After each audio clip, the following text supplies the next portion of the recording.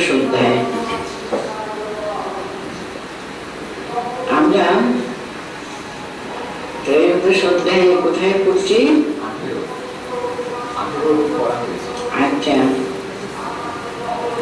এটা হলো ক্ষেত্র ক্ষেত্রজ্ঞ বিভাগ যোগ। অর্জুন সর্বপ্রথম প্রশ্ন করেছিলেন, কি কি জানতে চাইলেন উনি? প্রকৃতি পুরুষম চৈব ক্ষেত্রম ক্ষেত্রজ্ঞমেব চ এতদ্ বিজ্ঞানমিচ্ছামি জ্ঞানম জ্ঞেয়ং চ কেশব। ছটি সাবজেক্ট উনি জানতে চাইলেন। প্রকৃতি মানে কি, পুরুষ মানে কি, ক্ষেত্রই বা কি, ক্ষেত্রজ্ঞ সেটাই বা কি, এর সঙ্গে জ্ঞান আর জ্ঞেয় বস্তু কি। উনি এক একটি করে উত্তর দিতে দিতে দিতে এসেছেন। উনি বলছেন সবকিছুর পিছনে যে ক্ষেত্রজ্ঞ, ভগবান নিজে বললেন কিন্তু সর্বক্ষেত্রে এসো, আমাকে কিন্তু তুমি ক্ষেত্রজ্ঞ মানবে। ক্ষেত্র রইল আর কি, ক্ষেত্র যে কার, এই যে এটা আমার। উনি বলতেন সর্বক্ষেত্রে এসো, আমি ক্ষেত্রজ্ঞ কিন্তু সমস্ত ক্ষেত্রে। সেই ক্ষেত্রজ্ঞের কথাটা উনি এখানে বলছেন, জ্যোতিষামপি তদ্দোষী তামসা পরম উচ্যতে জ্ঞানম জ্ঞেয়ম জ্ঞানগম্যম হৃদি সর্বস্য অধিষ্ঠতে। সেই যে উনি ক্ষেত্রজ্ঞ রূপে বলুন কিংবা জ্ঞাতব্য বিষয়, জগতে আমাদের কি জানতে হবে, জানতে হবে কিন্তু যিনি সর্বক্ষেত্রে যিনি ক্ষেত্রজ্ঞ রূপে বসে আছেন, আমাদের প্রত্যেকটি মানুষের অন্তরে অন্তরতম তিনি, সে অন্তর জ্যোতি তিনি। সমস্ত আমাদের আমরা যে জানবো, সে জানা, সে তার ভিতরে অন্তর্নিহিত সেই জ্ঞানকে আমরা আহরণ করে তাতে অধিষ্ঠিত হতে পারি, সেই জ্ঞান গম্য তিনি। সেখানে বলছেন জ্যোতিষামপি তদ্যোতি তামসা পরম উচ্যতে। জ্ঞান এবং জ্ঞেয় জ্ঞানগম্যম, উনি হৃদয় সর্বস্য তিষ্ঠতি, সকলের হৃদয়ের অন্তরে তিনি কিন্তু রয়েছেন। সেই জ্ঞাতব্য, সেই পরম ব্রহ্মকে জানা ব্যাপার নিয়ে এখানে কথা হচ্ছে।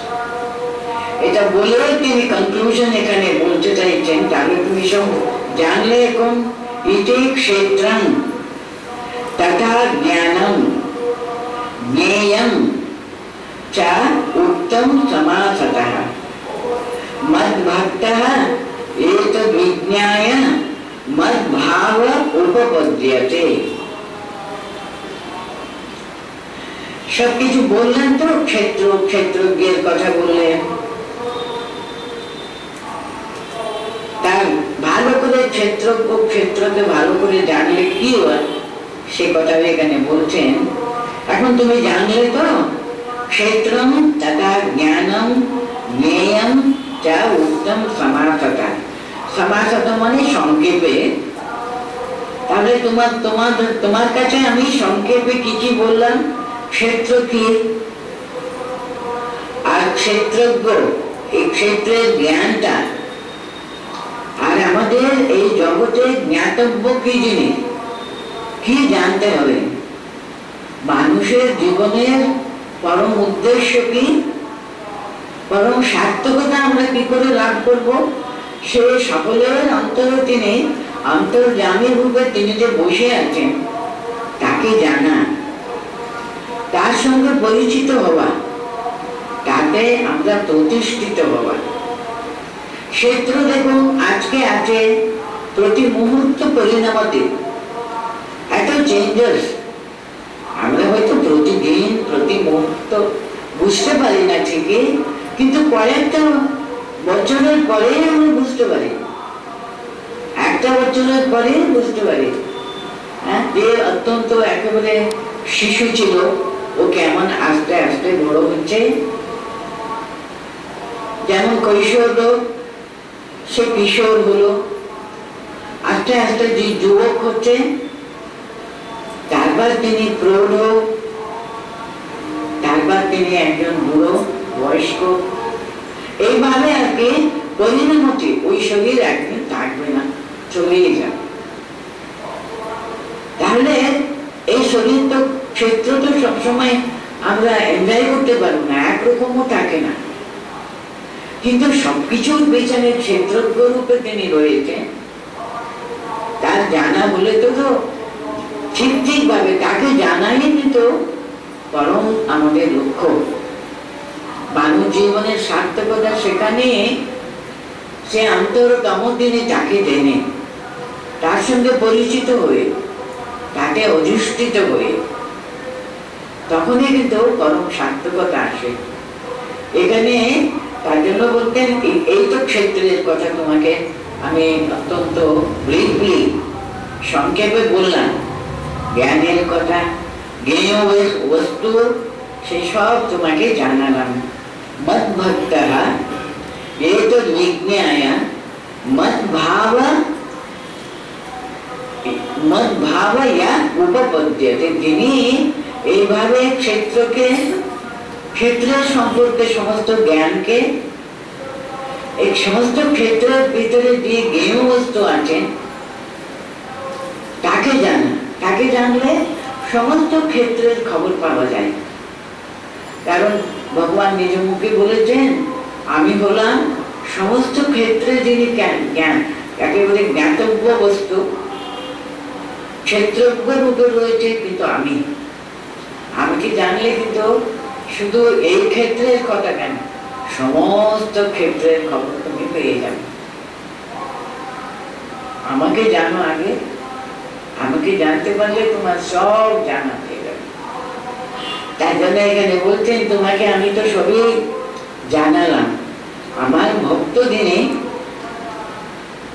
আমার প্রতি বড় একান্তিক তার নিষ্ঠা, তার ভক্তি, এটা জেনে মদ ভাবয় উপপদ্যতে, আমার ভাবকে তিনি প্রতিষ্ঠিত হবেন, আমার ভাবকে তিনি উপলব্ধি করবেন। মদ ভাবা মানে কি? আমার ভাবে তুমি প্রতিষ্ঠিত হবে, আমার স্বরূপটা তুমি জানতে পারবে, আমার যথার্থ পরিচয় তুমি তখনই হবে। সে প্রথম থেকে কিন্তু ভগবান, আমরা মানুষ যাতে সে পরব্রহ্মের সঙ্গে যোগাযোগ করতে পারে, পরব্রহ্মের সঙ্গে যোগযুক্ত হতে পারি, আমরা তার সঙ্গে পরিচিত, তাকে জানবার জন্য একটা অন্তত একটা স্পৃহা আমাদের ভিতরে জাগবে, এরই তো চেষ্টা করছেন। তো কারণ আমরা দেখবেন চতুর্থ অধ্যায়ে কিন্তু উনি মদ ভাবের কথা বলেছিলেন। আমি জানি না আপনাদের মনে আছে নাকি, মদ ভাব অধিগচ্ছতি বলে সেখানে বলেছিলেন। কি ছিল সেই শ্লোকটা? ভীত রাগ ভয় ক্রোধা মন্ময়া মাম উপাশ্রিতাঃ বহবো জ্ঞান তপসা উত মদ্ভাবম আগতাঃ। মানে এই যে আমরা প্রথম আরম্ভ করলাম, দ্বিতীয় থেকে আরম্ভ হয়েছে গীতা, সে আমাদের সাংখ্য যোগ, সে জ্ঞানের কথা। অর্জুন একেবারে অত্যন্ত দিশেহারা হয়ে পড়েছে, তাকে এত মানুষের মৃত্যুর কারণ হতে হবে, তার জন্য উনি এমন দিগ্ভ্রান্ত দিশেহারা হয়ে পড়েছিলেন, তাই না? তাকে উনি কেমন হাত ধরে ধরে ধরে ধরে এগিয়ে নিয়ে এসে দেখাচ্ছেন, কর্তা কি তুমি? কর্তা তুমি নও। যার সমস্ত জগতের যে কর্তা রয়েছেন, তার ইচ্ছা ছাড়া একটা গাছের পাতাও নড়ে না, তার ইচ্ছাতে সবকিছু হয়। তুমি তার হাতের শুধু পুতুল মাত্র, তার হাতের যন্ত্র মাত্র, তিনি যেমন চালান তাই তো তুমি চলো। এই জ্ঞানটা তার ভিতরে ঢুকাবার জন্য দেখুন আমি না। ঠাকুর কত সহজ কথায় এই বিশাল বড় জ্ঞানের কথা বলেছেন। না হম না হম, তুমু তুমু, তুমি তুমি তুমি সবকিছু করো, আমি না। কোথাও যেন এই যে আমি যেন না থাকি, সর্ব জায়গাতে, সব ব্যাপারে, সমস্ত মানুষের মধ্যে, সবকিছুর ভিতরে তাকে যেন আমি অন্তর থেকে যেন বুঝতে পারি তার ইচ্ছা পূর্ণ হোক। তিনি কিন্তু সমস্ত ভিতরে, সকলের ভিতরে অন্তর্জ্ঞানী রূপে বসে সবকিছু করাচ্ছেন তিনি। এইটা ভালো করে অন্তর থেকে জানলে কি হয়, মদ ভাব মাগ তারা আমার ভাবে প্রতিষ্ঠিত হয়ে যাবে। তখন তাদের ভিতরে ওই আমি আমি আমি আমিটা একেবারে আস্তে আস্তে আস্তে আস্তে কমে আসে, ভরপুর হয়ে যায় তার চিন্তায়। তিনি তিনি না হন না হন, তবু তবু হয়ে যায়। এই যতক্ষণ না আমরা ওই তবুতে প্রতিষ্ঠিত হতে না পারি, তাহলে আমাদের দুঃখ দৈন্য সব কষ্ট। তাহলে দেখবেন যে প্রতিষ্ঠিত হতে পারলে হলো, তখন তিনি সবকিছু করাবেন। তখন শুধু আমরা তার মহিমা, তার মাহাত্ম্য প্রত্যেকটি কথাবার্তায় আমরা বুঝতে পারি। সেটাই উনি এখনো সে একই কথা বলতেন, মদ্ভক্তা এই তো বিজ্ঞান। কি জানতে হবে ওকে? তাকে জানতে হবে না হম না হম, আমি না, আমি কোথাও নেই। আমাকে সম্পূর্ণভাবে তুমুর ভিতরে ডুবিয়ে দিতে হবে। আমার অস্তিত্ব আলাদা করে আর মুছে যাবে, আমি তার হয়ে যাব। সব জায়গাতে তুমু তুমু, না হম না হম। এটা যতক্ষণ না না হয় না, ততক্ষণই দেখবেন আমাদের সব দুঃখ, আমাদের দুর্দশা কিন্তু তখনই। যখনই আমাদের মন ভরপুর হয়ে যায়, তুমু তুমু, তুমি তুমি, তোমার ইচ্ছা পূর্ণ হবে। আমি যেন সর্বদা তোমার সান্নিধ্য, তোমার উপস্থিতি, তুমি সব করাচ্ছ আমার অন্তরে, তুমি বসে সব করাচ্ছ, তুমি সবকিছু করাচ্ছ। সেটা যতদিন না হয় আমাদের দুঃখ দৈন্য কিন্তু বুঝাবে। তাই জন্য তখন আস্তে আস্তে যত আমরা ভগবানের দিকে এগোবো, আমাদের মনটা কি হয়, মদ ভাব মাগ তার ভাবে আমরা ভরপুর হয়ে যাব।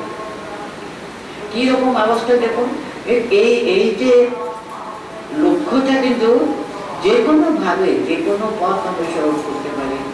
আপনারা জ্ঞান মার্গকে নেবেন, না কর্ম মার্গকে নেবেন, না সেবা মার্গ,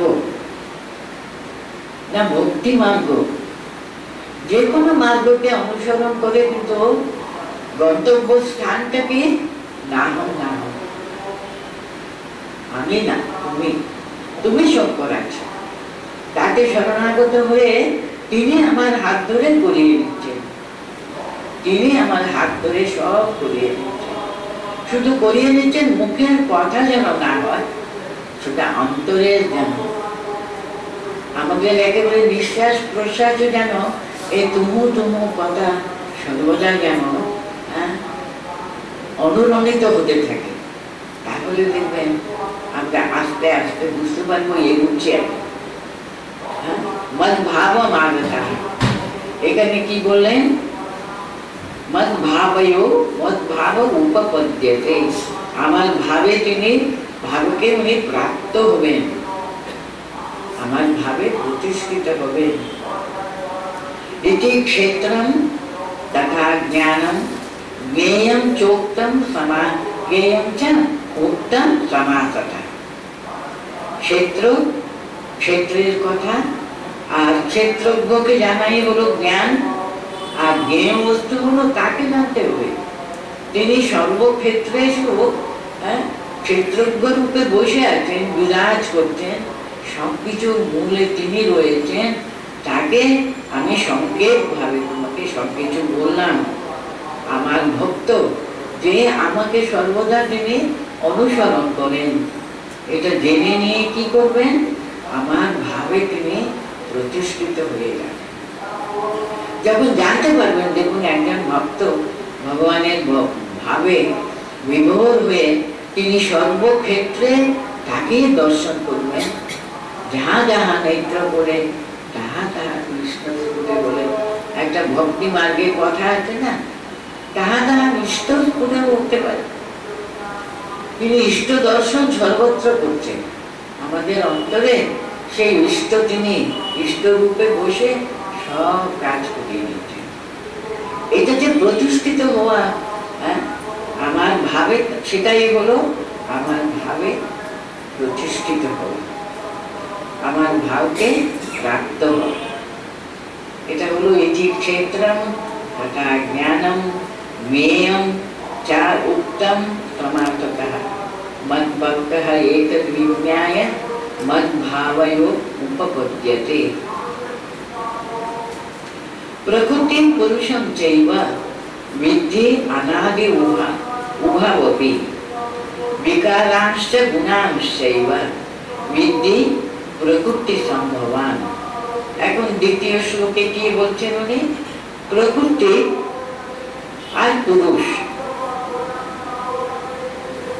অনাদি উভাবপি অনাদি বৃদ্ধি, দুটো কিন্তু অনাদি, তার আগে নেই অন্ত নেই। কেন? প্রকৃতি আর পুরুষ যেমন ক্ষেত্র এবং ক্ষেত্রজ্ঞ একই কথা, কিন্তু প্রকৃতি এবং পুরুষ।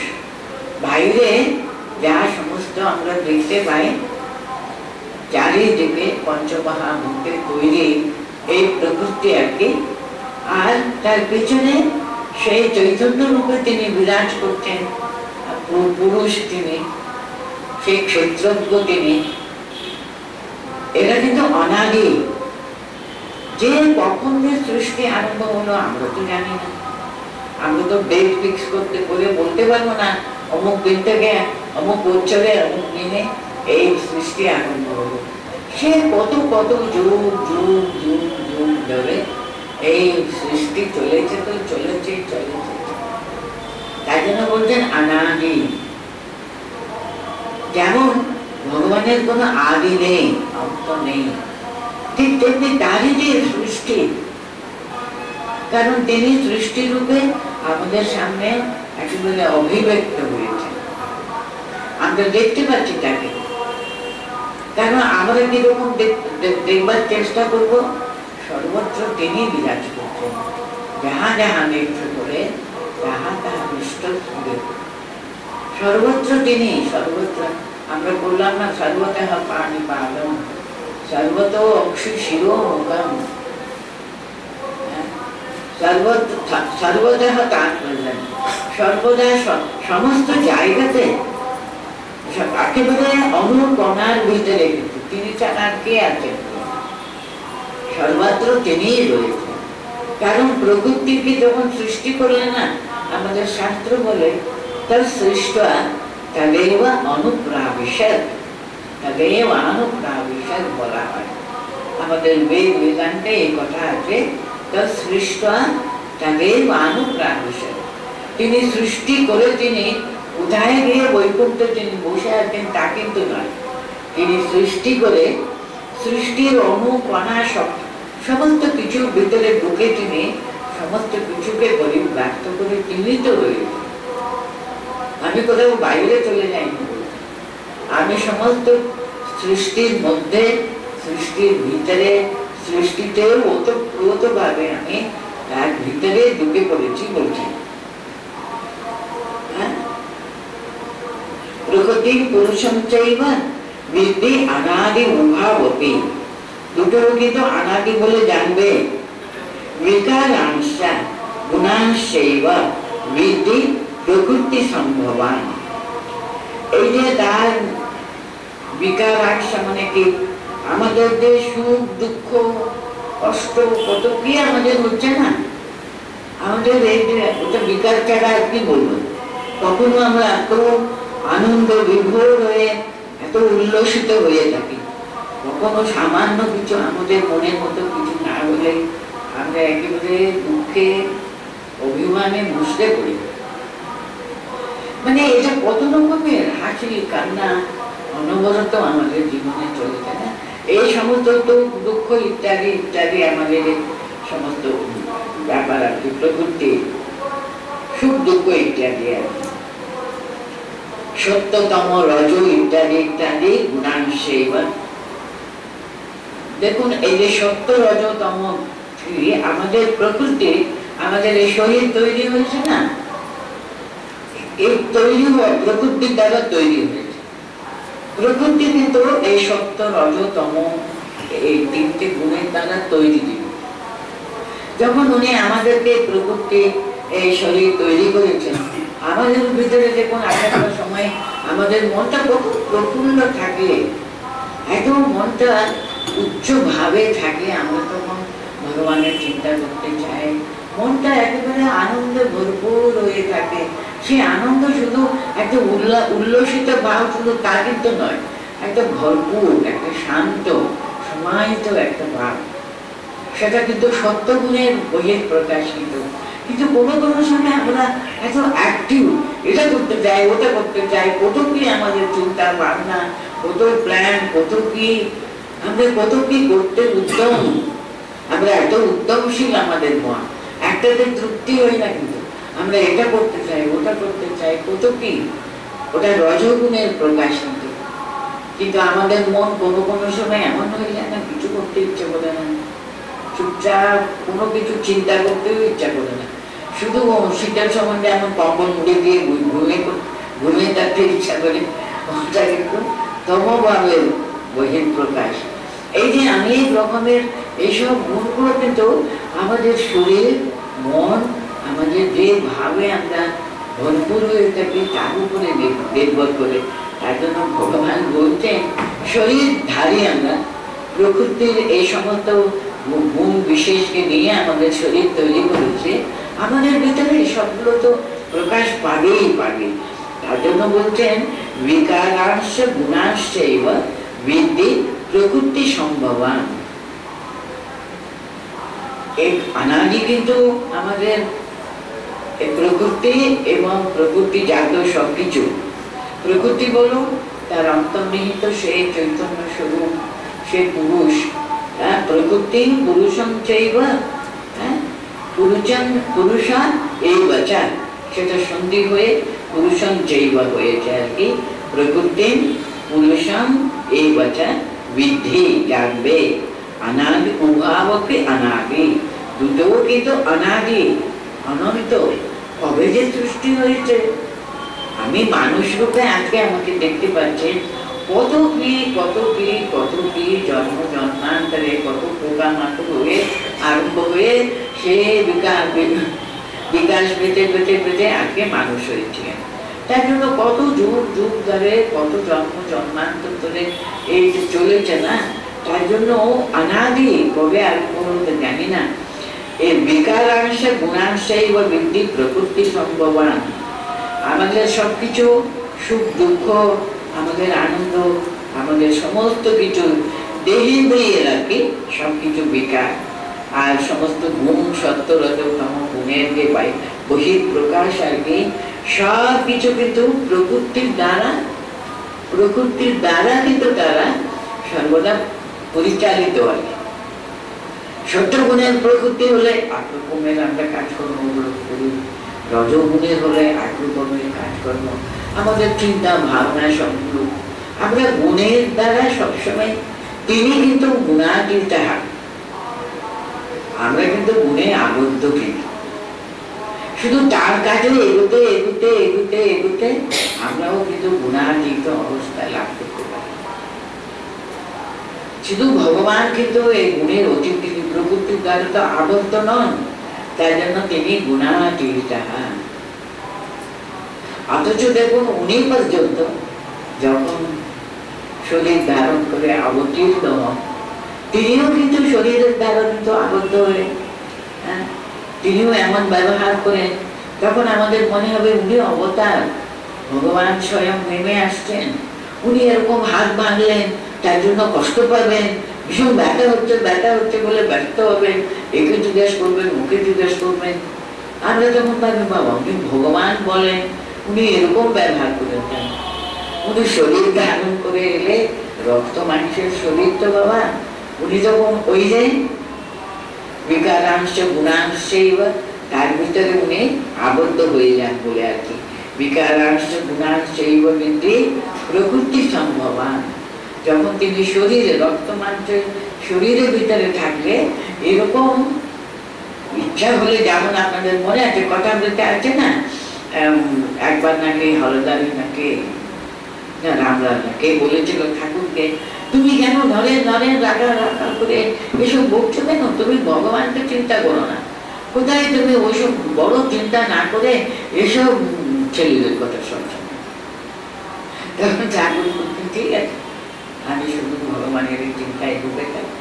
উনি এমন ভগবানের চিন্তায় ডুবে থাকলে না সমস্ত চুল টুল গুলো খাড়া হয়ে গেল, ওনারা যেন মনে হচ্ছে না উনি বেঁচে আছেন, সবকিছু বন্ধ হয়ে গেছে। তখন তো কি যন্ত্রণা, উনি এত ভয় পেয়ে গেলে তখন রামলাল বলুন ও হালদারি যারা এরকম 1 ঘন্টা 2 ঘন্টা হয়ে যাচ্ছে আর কোনো বহির কোনো জ্ঞানই আসছে না, তখন তার কানের কাছে ভগবানের নাম বলতে বলতে বলতে বলতে বলতে তাকে আবার প্রকৃতিস্থ করা। কারণ প্রকৃতির বাইরে চলে গেলেন কিনা, প্রকৃতির অধীনে তার আর কিছু নেই। এই যে গুণাংশ কোথাও নেই, উনি সমস্ত মনটা তুলে নিয়ে তার ভাগবতী সত্তার সঙ্গে রাগ আরো কালিত হয়ে গেল। তার জন্য এই গুণের ভিতরে প্রকৃতির সঙ্গে যুক্ত থাকা কালীন শুধু আমরা যত ভগবানের দিকে এগোবো, আমরা প্রকৃতির হাত থেকে এই গুণে ত্রিগুণান্বিত হওয়া তখনই সাধ্য। অন্তত আমরা তার কিছুটা আওয়াজ অন্তত পেতে পারি। গুণান্বিত অবস্থাটা কি? প্রকৃতির একেবারে এলাকা থেকে বাইরে চলে যাওয়া, তার দিকে এগুলো পরম চৈতন্য স্বরূপ। যত বেশি আমরা আমাদের চৈতন্যকে প্রকাশ করবো প্রকৃতির হাত থেকে, তখনই মুক্তি আসবে। প্রকৃতির পুরুষং চৈব বিদ্ধি অনাদি উভাবপি বিকারাংশ গুণাংশ বিদ্ধি প্রকৃতি সম্ভবান। এই ক্ষেত্রজ্ঞ এই চ্যাপ্টার না একটু বেশি টেকনিক্যাল ব্যাপার আছে। হ্যাঁ, আপনাদের হয়তো কত শুষ্ক লাগতে পারে আমি জানি না। প্রকৃতির পুরুষং চৈব বিদ্ধি অনাদি উভাবপি বিকারাংশ গুণাংশ বিদ্ধি প্রকৃতি সম্ভবান হলো। এবার নেক্সট শ্লোকে যাব। কার্য কারণ কর্তৃত্বে, কোন কোন বিষয় কার্য কারণও হতে পারে, একই মানে। কার্য কারণ কর্তৃত্বে হেতু প্রকৃতির উচ্চতে পুরুষঃ সুখ দুঃখানাং ভোক্তৃত্বে হেতু উচ্চতে। কার্য কারণ কর্তৃত্বে প্রকৃতি হেতু উচ্চতে। এই যে আমাদের কাজকর্ম ইত্যাদি ইত্যাদি শারীরিক ব্যাপারের কথা আর কি, প্রকৃতির দ্বারা কিন্তু পরিচালিত। কিন্তু কার্য আমাদের কার্যকরণের জন্য প্রকৃতি কিন্তু প্রকৃতি ইন্দ্রিয় ইত্যাদি ইত্যাদি ইত্যাদি আছে। পুরুষঃ সুখ দুঃখানাং ভোক্তৃত্বে হেতু উচ্চতে। কিন্তু কর্তৃ কিন্তু পুরুষ, তিনি সবকিছু ভোগ করেন ভিতরে বসে বসে। উনি চৈতন্য রূপী, উনি সবগুলো পরিচালনা করেন, সবকিছুর ভোগটা কিন্তু তিনি। হ্যাঁ, কিন্তু আমাদের শরীর কেমন হলো, শরীর ভালো না মন্দ, শরীর কোন গুণে এখন পরিচালিত ইত্যাদি ইত্যাদি কিন্তু প্রকৃতির দ্বারা নিয়ন্ত্রিত। কিন্তু চৈতন্য রূপে আমরা যত বেশি চৈতন্য সঙ্গে যুক্ত হলে না, then we can conquer প্রকৃতিকে আমরা কন্ট্রোল করে আরো মধ্যে যেতে পারি। আমাদের ভিতরে দেখুন ক্ষেত্র আছে, ক্ষেত্রজ্ঞ আছে, উনি বাস করেন। একটা হলো প্রকৃতি, আরেকটি হলো পুরুষ। বুঝতে পেরেছেন? প্রত্যেকটি মানুষের ভিতরে প্রকৃতির দ্বারা কিন্তু শরীর তৈরি হয়েছে, আর পুরুষ রূপী চৈতন্য সে আমাদের অন্তরে, সকলের অন্তরে সর্বক্ষেত্রেষু মাম বিদ্ধি ক্ষেত্রজ্ঞা বলেছেন। এই চ্যাপ্টারে প্রথম থেকে আমি রয়েছি চৈতন্য রূপে। আমরা যদি চৈতন্যের দিকে যদি এগোতে পারে, we can conquer even প্রকৃতি and be established in Chaitanya always. কিন্তু আমরা যত বেশি প্রকৃতির দিকে, কারণ আমাদের ভিতরে প্রকৃতি সদা সর্বদা 100% কার্যকরী আছে, সবসময় তার উদ্যমশীলতা আছে, আমাদের টানতে থাকবে। আরে হয়েছে হয়েছে বাবা, শরীরটা ভালো না, আজকে এত তাড়াতাড়ি উঠতে করবে থাকি, শরীরটা আরো খারাপ করবে, আজকে একটু ভালো করে আরাম করলে ভালো ভালো আমরাও করবো ভালো।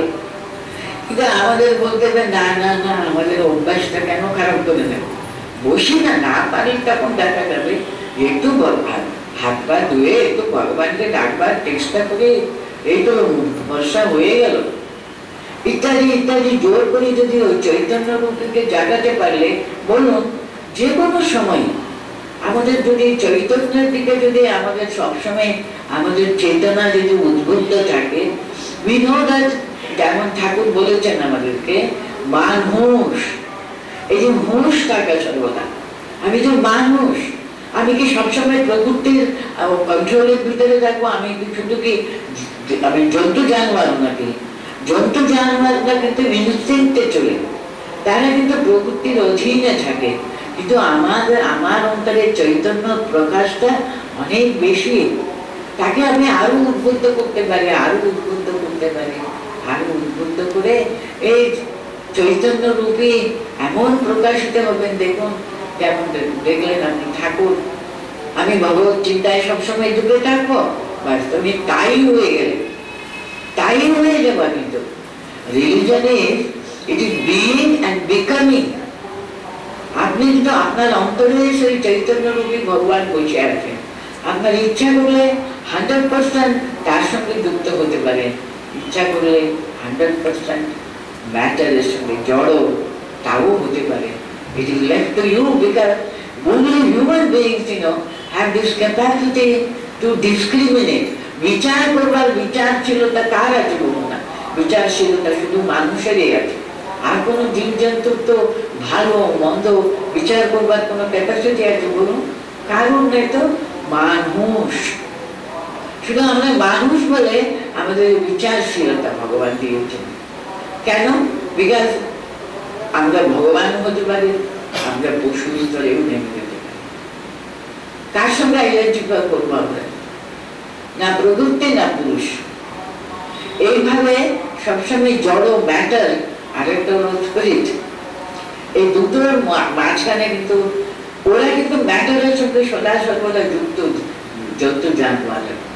এইভাবে আমাদের উনি এখানে বিরাট বড় একটা মানুষের ভিতরে একটা বিরাট বড় ব্যাপারটা মনে দিয়েছেন আমাদের, এটা চান্স দিয়েছেন আর কি ভগবানের দিকে এগুবার একটা কার্য। এটা করছিলাম না আমরা, कार्यकरण कर्तृत्वे हेतु प्रवृत्ति उच्यते, पुरुषः सुख दुःखानां भोक्तृत्वे हेतु उच्यते। মাতাজি, এখানে একটা জায়গায় একটু ক্লিয়ার করে দিন, মানে আমার প্রশ্নটা এসেই যাচ্ছে মনের মধ্যে। আপনি প্রকৃতিকে ডিফাইন করছেন যে আমাকে যে কন্ট্রোল করছে বা আমাকে ইনফ্লুয়েন্স করছে, ইনফ্লুয়েন্স করছে না, আমাদের শরীর তৈরি হয়েছে, শরীর তৈরি করছে। কিন্তু এখানে ফার্স্ট পার্সন বলে আপনি যাকে উল্লেখ করছেন সবসময়, আমি ফার্স্ট পার্সন বলে যাকে উল্লেখ করছেন, আমি তার অবস্থানটা কোথায়?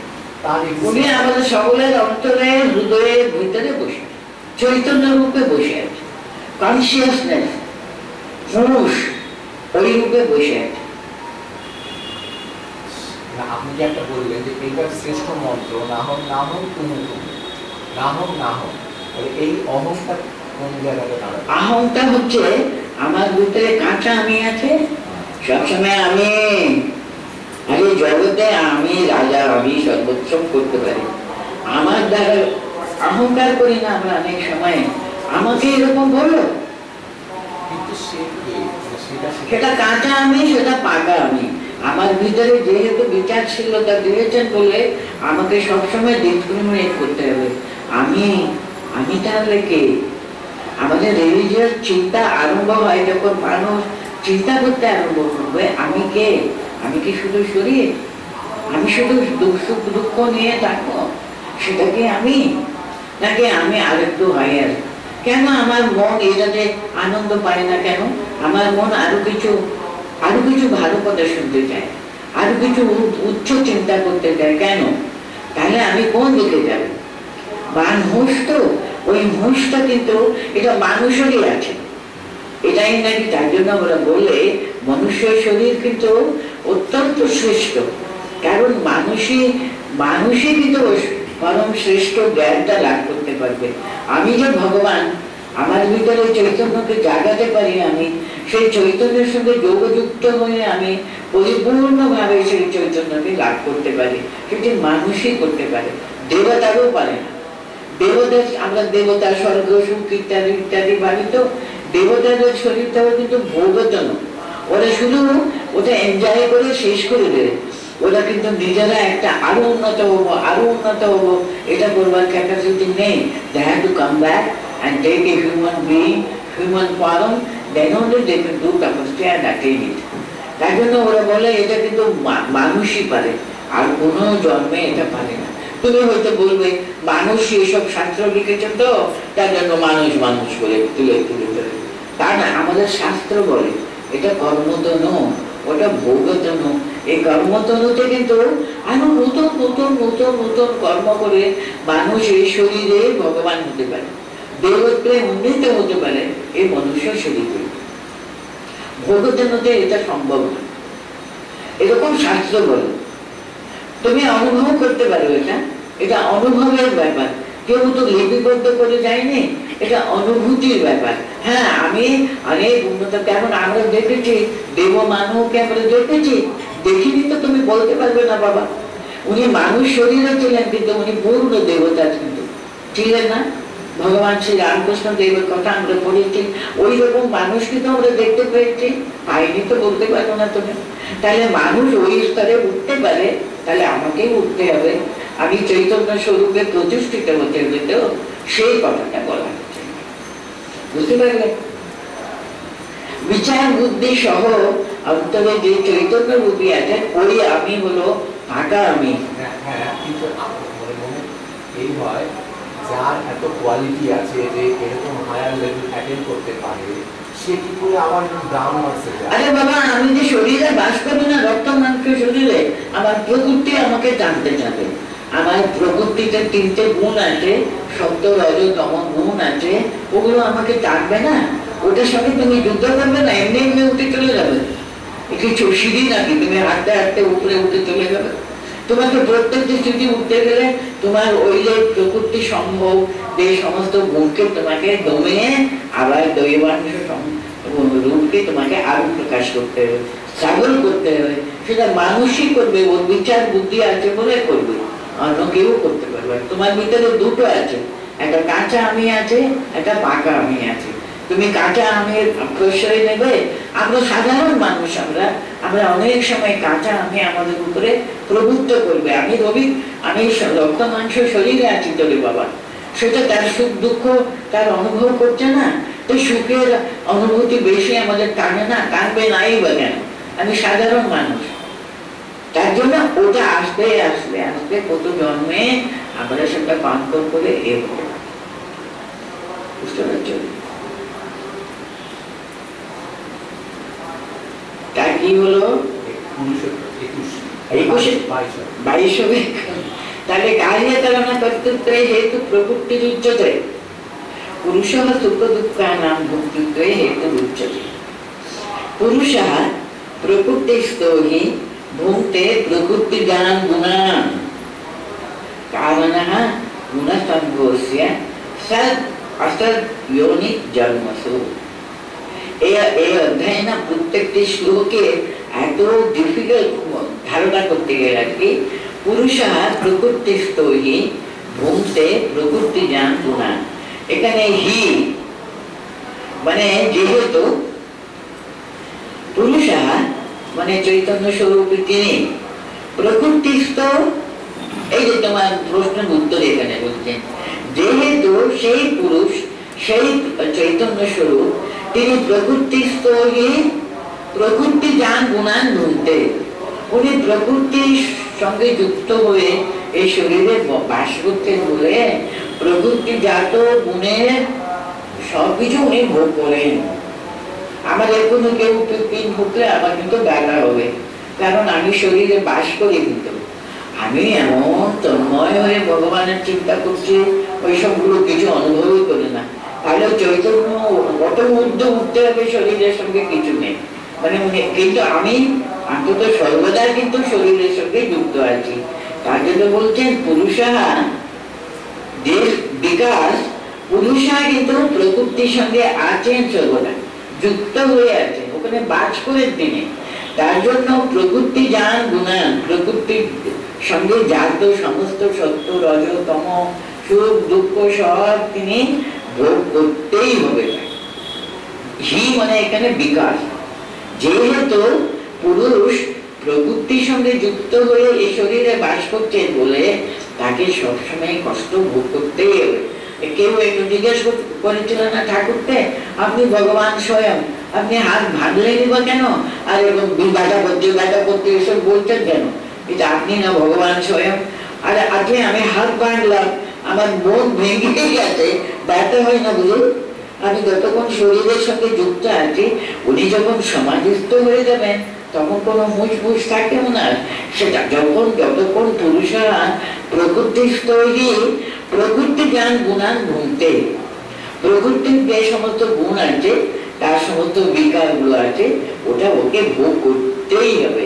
কারণ গুণসঙ্গ সব আত্ম দিওনি জন্মাস, মানে আমি এই গুণের সমূহের সঙ্গে সদা সর্বদা বাস করছি বলে না, আমাকে এই প্রকৃতির সঙ্গে যত সমস্ত সেটা ভোগ করতেই হবে।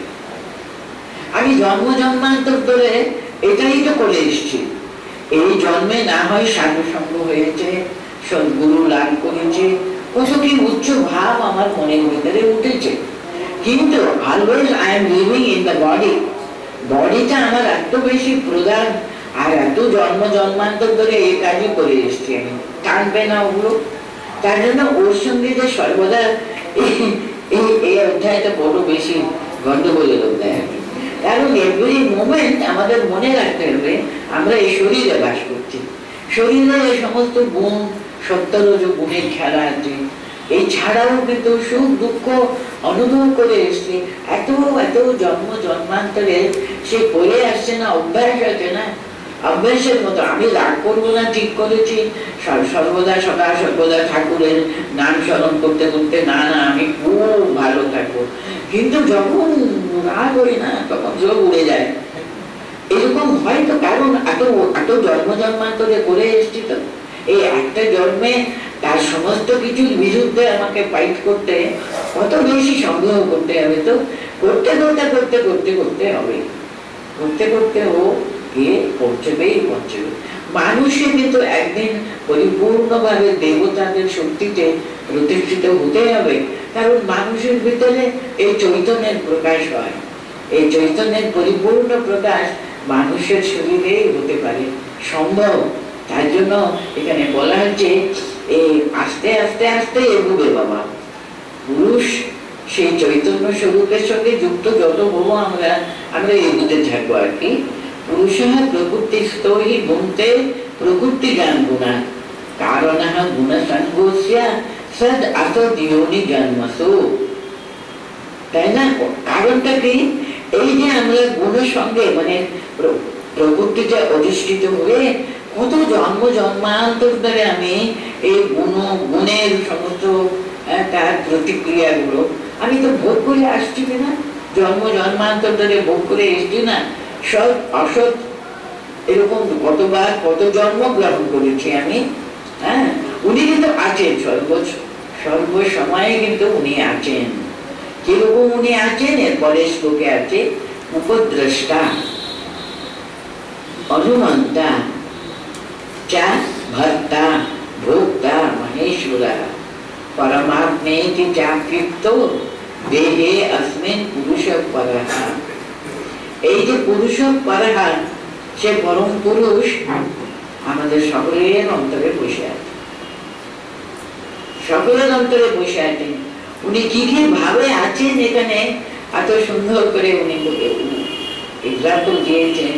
উপদ্রষ্টা তিনি, দেশের আমাদের সাক্ষী স্বরূপে বসে আছেন। উনি কোনো সময় কিন্তু ঘুমোচ্ছে না, দেখছেন উনি তুমি কি করছো না করছো। সাক্ষী স্বরূপে তিনি উপদ্রষ্টা রূপে আছেন। অনুমন্তা, অনুমোদন করেন। তোমরা বলবে সঙ্গে সঙ্গে চৈতন্য রূপী উনি একেবারে এ করে উঠবে না কেন, রেগে মেরে আমাদের উপরে এটা করো না তুমি। কিন্তু তাকে আরো অনেক শক্তি সংগ্রহ করতে হবে না? আমরা জন্ম জন্মান্তর ধরে কি করে এসছে, ওকে দাবিয়ে রেখে এসছে, তার জন্য উনি চুপ করে বসে থাকেন। যা করছে তুমি করো, তুমি একদিন বুঝবে কোনটা ঝাল কোনটা মিষ্টি। খেতে খেতে খেতে তোমারই অনুভব হবে। उपद्रष्टा अनुमंता भर्ता भोक्ता महेश्वर परमात्मे चाप्युक्तो देहे अस्मिन् पुरुषः परः। সে अस्मिन् देहे প্রজাতিটা এরকম হবে, अस्मिन् देहे परः पुरुषः মানে পরম পুরুষ তিনি। তিনি কিরকম করে আছেন? परमात्मे परमात्मा उपद्रष्टा भर्ता भोक्ता महेश्वर परमात्मेति चाप्युक्तो। সবাই প্রত্যেকটি মানুষ জীব জন্তু সকলের অন্তরে কিন্তু এই পরম পুরুষ আছে। পরব্রহ্ম বস্তু নেই এরকম কোথাও কিন্তু কোনো বস্তু হতে পারে না। যাহা যাহা নেত্র করে তাহা তাহা বিস্তৃত করে উনি কিন্তু সর্ব জায়গাতে অনুকণার ভিতরে উনি বর্তমান আছেন। কিন্তু উনি এই ভাবে আছেন বলছেন। উপদ্রষ্টা, সাক্ষী স্বরূপে, অনুমন্তা, উনি শুধু অনুমোদন করে যাবেন। ভর্তা, ভোক্তা, মহেশ্বর, তিনি ওকে পরমাত্মাও বলা হয়। উক্তা अस्मिन् देहे परम। এইভাবে কিন্তু আমাদের সকলের অন্তরে রয়েছেন। প্রত্যেকটি জীবের সঙ্গে পরব্রহ্ম বস্তু সর্বদা কিন্তু রয়েছে। ওনার কাজ হলো শুধু দেখে যাওয়া, তোমরা কি করলে কি করলে কি করলে। যখন আমি বলি বাবা আমাকে এই কষ্ট পেতে হবে, তাই তো বাবা পেতে হবে, তুমি তো এই করেছ, এখন তার জন্য এই তোমাকে ভোগ করতে হবে। কষ্ট হচ্ছে, উনি বললো না কষ্ট তো হবে, কি করবে? ঝাল খেয়েছো, ঝালের অনুভূতি হবে না? খাবার সময় তো খুব ভালো লেগেছিল, তো বাবা খেয়েছো, কষ্ট তো অনুভব করতে হবে। এইরকম ভাবে উনি কিন্তু নেই তুমি বলতে পারবে না। উনি কিন্তু আমরা তো ওকে জাগাইনি। আস্তে আস্তে আস্তে যত আমাদের বিচার বুদ্ধি বাড়তে থাকে উনি জেগে উঠে উনি বলবে এটা করিস না করিস না করিস না। কিন্তু আমরা তাকে দাবিয়ে রাখবো। কিন্তু আমার যদি ওটাই করবার ইচ্ছা থাকে তাতে থাকতে হবে, ওটা করলে কিছু বেশি কিছু হবে। এইভাবে ভিতরে কিন্তু উনি নেই। উনি সম্পূর্ণ আছেন বললে তো চলবে না। উপদ্রষ্টা, অনুমন্তা, ভর্তা, ভোক্তা, মহেশ্বরা। শেষ পর্যন্ত চৈতন্য মহাপুরুষকে তো যেমন ভীষণ কষ্ট পায়, কে কষ্ট পায়? উনি তো কষ্ট পায়।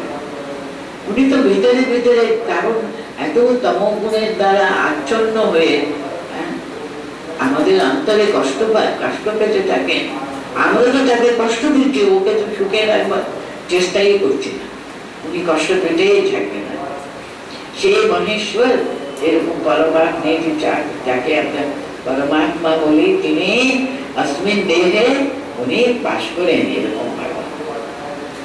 उपद्रष्टा अनुमंता च भर्ता भोक्ता महेश्वर परमात्मेति चाप्युक्तो देहे अस्मिन् पुरुषः परः। या एवं वेत्ति पुरुषः प्रकृतिं च गुणैः सह सर्वदा वर्तमानोऽपि न च भूयो अभिजायते। মানে একবার যদি জেনে নেওয়া যায় আমরা কখনো কিন্তু ওদিকে আর যাব না।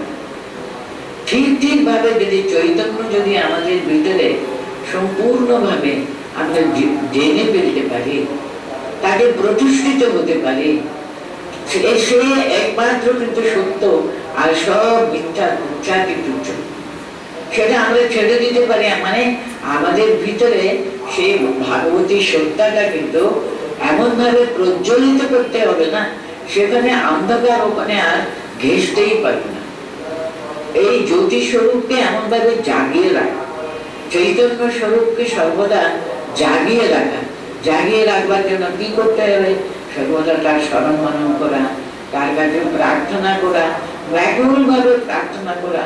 আমি অজ্ঞ, আমি দুর্বল, আমি তো নিজে নিজে কিছু করতে পারবো না, আমি তুমি সবসময় হাত ধরো, আমি তো একা কিছু পারবো না, তুমি যদি সঙ্গে না থাকো। এইভাবে আর কি ব্যাকুল প্রার্থনা। সেই ব্যাকুলতা যত আমরা বাড়াতে পারি, অন্তর থেকে তার চরণে একেবারে চোখের জলে সমস্ত জন্ম জন্মান্তরের পাপ, জন্ম জন্মান্তরের অজ্ঞান, পাপ তো কথা নয়, অজ্ঞান, সে অজ্ঞানটা ধুয়ে পুঁছে ফেলে দেবে। তাহলে দেখবেন তখন জ্যোতি স্বরূপটা আরো প্রকাশিত, আরো প্রকাশিত, আরো উজ্জ্বল ভাবে হবে। সে জাগাবার জন্য সর্বদা তৎপরতা আর কি উনি আছেন।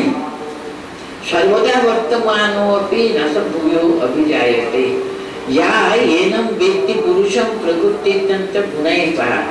যে মানুষ আর কি এইভাবে জেনেছেন, কি জেনেছেন? পুরুষ মানে চৈতন্য স্বরূপের তত্ত্ব আর শরীরের তত্ত্ব ভালো করে আমরা গীতা পড়লাম, গীতা চিন্তা করলাম, সেরকম ভাবে জেনে নেওয়া। শুধু আমি কানে শুনলাম, সে চিন্তা করে চিন্তা করে চিন্তা করে তাকে প্রতিষ্ঠিত হবার জন্য চেষ্টা করে। সে চেষ্টা করতে করতে করতে করতে করতে উইল বিকাম সাকসেসফুল বলতে। এইরকম ভাবে জেনে পুরুষ এবং প্রকৃতি আর গুণগুলো, সে সবগুলো যদি যে সর্বদা বর্তমান হবি নাসভূয় অভিযায়, এরকম যদি সর্বদা ভালো করে তাকে প্রতিষ্ঠিত হবে না, আর সব দিকে পার হয়ে যাবে, তিনি আর কখনো কিন্তু মুগ্ধ হন না, তার মানে ওই জালের ভিতরে আর প্রবেশ করবে না। উনি প্রাণ পণ করে সেই জালটা ছিঁড়ে বাইরে আসবার চেষ্টা করবেন, আর অজ্ঞান অন্ধকারে থাকবে না, কিন্তু কখনো থাকবে না। যে বুঝে নিয়েছেন এটা হলো চৈতন্য, এটা হলো আমার অজ্ঞান, অজ্ঞানে থাকতে কে ভালোবাসে? অন্ধকারে থাকতে কে ভালোবাসে? সবাই তো আলোতে আসতে চায়, তার জন্য মানুষ চেষ্টা তো করবে। আপনি কি বলছেন আমি জানলাম বলে আমি তাকে প্রতিষ্ঠিত হব? কিন্তু চেষ্টা করাটা, স্ট্রাগল করাটা, দ্যাট ইটসেলফ ইজ সাধন। সাধন ভজন মানে তো কি? সাধন ভজন হলো চেষ্টা করা, স্ট্রাগল করা। না, আমি অন্ধকারে থাকবো না, আমি আলোতে আসবোই আসবো। এই যে চেষ্টা করা, সদা সর্বদা আলোর দিকে এগোবার জন্য চেষ্টা করা।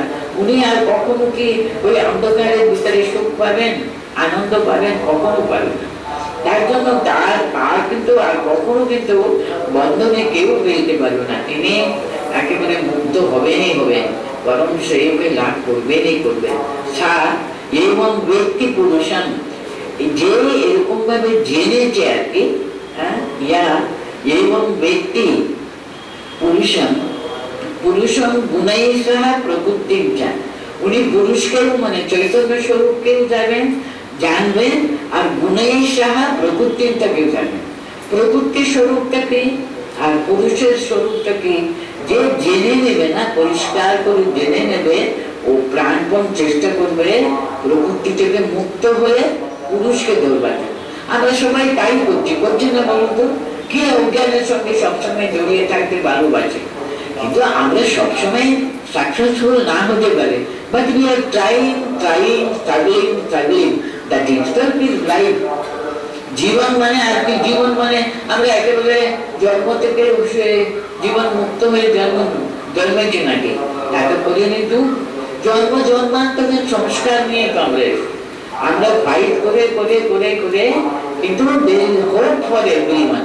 উনি বলছেন যে এরকম ভাবে বীর ব্যক্তি যে চেষ্টা করে চলেছে, সে বর্তমানও আপনি ও সমস্ত শরীরে সর্বদা থেকেও কিন্তু ভূয় অভিজায়তে, ভূয় অভিজায়তে, ও কখনো কিন্তু আর বন্ধনে পড়বে না, ও মুক্ত হয়ে, ও যে অবস্থায় থাকুক না কেন ও মুক্ত হয়েই হবে, কারণ স্ট্রাগল করেই যাচ্ছে মুক্ত হবার জন্য। ভগবান কিন্তু তার কিন্তু কৃপা করবেনই করবেন, হাত বাড়াবেনই বাড়াবেন, ও মুক্ত হবেই হবে।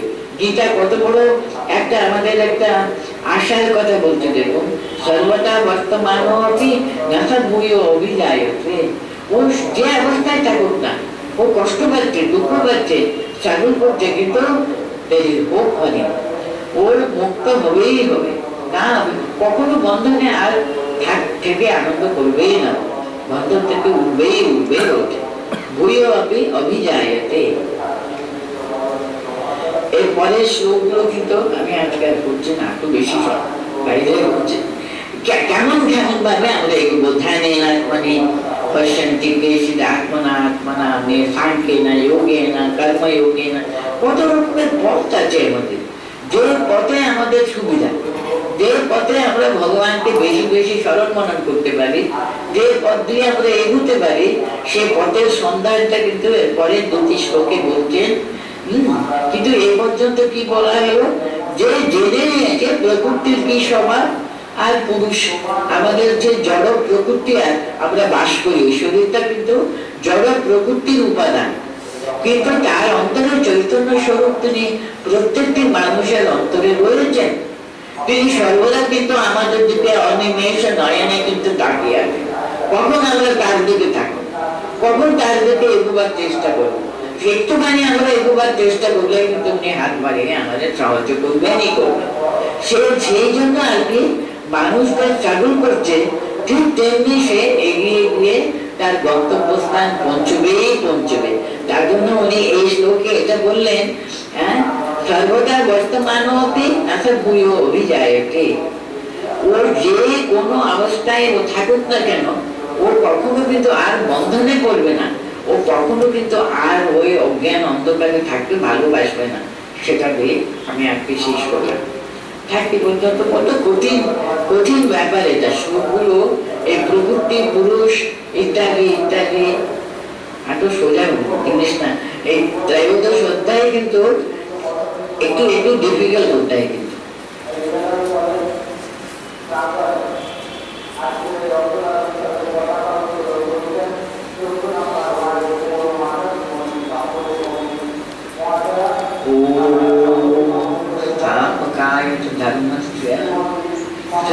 सर्वधर्मस्वरूपिणे अवतार वरिष्ठाय रामकृष्णाय ते नमः।